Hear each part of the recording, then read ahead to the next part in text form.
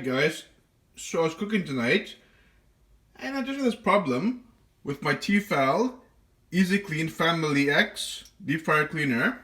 Alright. My parents here use this power as well as this heat element. They turn it on, basically using it, without it being in the oil. It was a safety issue, so automatically I found out what T-FAL does is, they have this back here. It's a reset button, okay? Let's go out of the way. See here it says reset. So you take a small little toothpick and you press that red button in there in with the toothpick, and that resets the whole power system.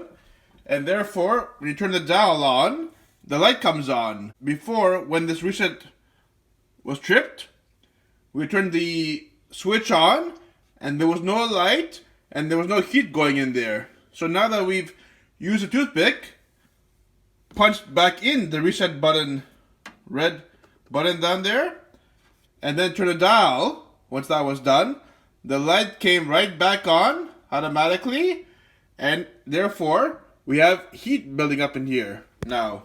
Alright guys? So there you have it.